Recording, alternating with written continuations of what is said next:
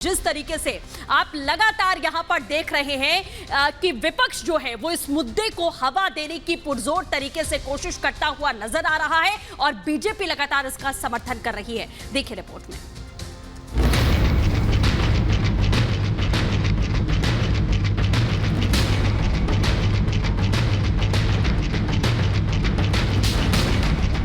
मोदी का आइडिया, बोलो Bharat, no to India.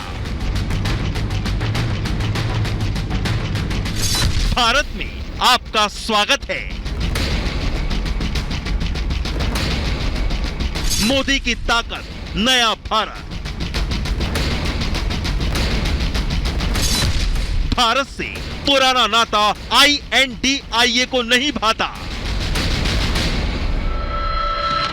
Delhi में 9 और 10 सितंबर के बीच G20 बैठक होने जा रही है। इस मीटिंग के रात्रि भोज में शामिल होने के लिए राष्ट्रपति भवन से एक निमंत्रण पत्र भेजा गया है। इनविटेशन कार्ड पर प्रेसिडेंट ऑफ इंडिया की जगह प्रेसिडेंट ऑफ भारत लिखा गया है। यानी भारत के राष्ट्रपति इस संबोधन को लेकर राजनीतिक गलियारों में बड़ा बवाल शुरू हो गया है। देश के नाम को लेकर विवाद उठ खड़ा हुआ है। इस विवाद की शुरुआत कांग्रेस के आरोपों से हुई है। दरअसल कांग्रेस नेता जयराम रमेश ने सोशल मीडिया पर लिखा तो ये खबर वाकई सच है। राष्ट्रपति भवन ने 9 सितंबर को G20 रात्रि भोज के लिए सामान्य प्रेसिडेंट ऑफ इंडिया की बजाय प्रेसिडेंट ऑफ भारत के नाम को निमंत्रण भेजा है। अब संविधान का अनुच्छेद 1 पढ़ा जा सकेगा कि भारत जो इंडिया था राज्यों का एक संघ होगा। अब इस राज्यों के संघ पर भी हमला हो रहा है। कांग्रेस जिस पर सियासत कर रही है वहीं आमंत्रण में भारत शब्द के इस्तेमाल होने को बीजेपी सही बता रही है। बीजेपी ने भारत को बहुत पुराना नाम बताया है। बीजेपी कह रही है कि भारत था और रहेगा। गर्व से कहो हम भारतीय हैं। भारत माता की जय भी जोर से कहो और भारत के लिए दिन रात एक करके काम करो। ये देश, महान देश भारत, जिसकी भूमि पर हम सबको जन्म लेने का अवसर मिला, काम करने का अवसर मिला, उसी देश भारत इंडिया का हमारी दुनिया भर में नाम नरेंद्र मोदी जी ने रोशन किया है। भारत की संस्कृति से पहचान है, वो भारत की संस्कृति से पहचान है, इंडिया की संस्कृति से नहीं पहचान है। इंडिया तो अंग्रेजों ने दिया था। आज जरूरत है उन सारे चिन्हों को समाप्त कर देने का जो गुलामी के निशान थे। भारत की जो क्षमताएं हैं उसको इंडिया के नाम से आपने हथियाने का भी काम किया और भारत तो हमारा ही नाम है, जिस नाम से हमारे पूर्वज और हमारे संविधानकर्ता, संविधान निर्माता हमें बुलाते थे। इंडिया और भारत के नाम पर अब संग्राम छिड़ गया है। INDIA गठबंधन के नेता खुलकर इसका विरोध कर रहे हैं। कोई वोट कम होने का डर बता रहा है तो कोई सरकारी योजना से जुड़े इंडिया शब्द पर सवाल पूछ रहा है। ऐसा क्यों किया जा रहा है?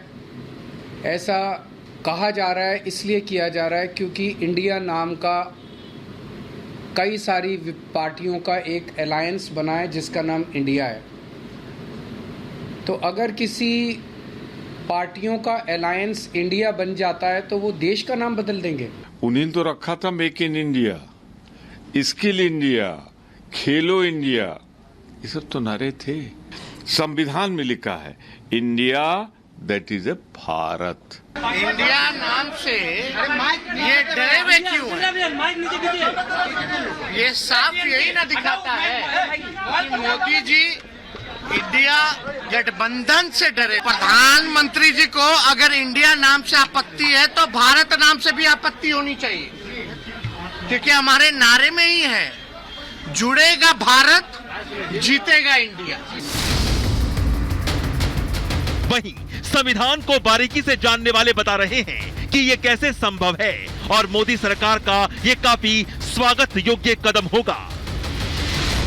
भारतीय संविधान देखेंगे तो उसमें इंडिया दैट इज भारत या भारत दैट इज इंडिया की बात कही गई है, यानी दोनों बातें हैं, भारत और इंडिया एक ही है। लेकिन फिर भी अगर एक पर्टिकुलर नाम को हमारे देश की लेजिस्लेटिव बॉडी, हमारे देश की कानून बनाने वाली जो बॉडी है, वो अगर चेंज करना चाहती है, वो उसको जो संविधान में दी गई व्यवस्था है उसके मुताबिक चेंज किया जा सकता है। नॉर्मली हमारे विदेशों में जो है इंडियन एम्बेसी बोला जाता था, अब हिंदुस्तान में भारत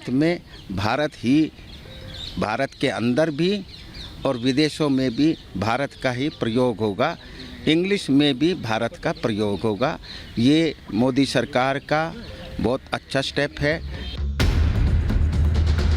गुलामी की मानसिकता से बाहर आते हिंदुस्तान को दर्शाता यह पत्र है, यानी बदलते भारत की नई तस्वीर है। देश से गुलामी के निशान धीरे धीरे मिट रहे हैं, जिसकी मांग संसद के मानसून सत्र में उठी थी।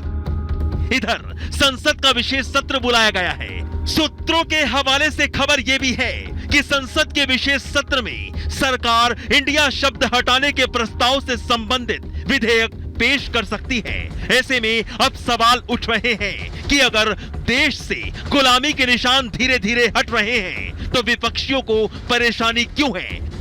इंडिया नाम की जगह भारत शब्द से विपक्ष बौखला क्यों गया है? Bureau report, Republic Bharat.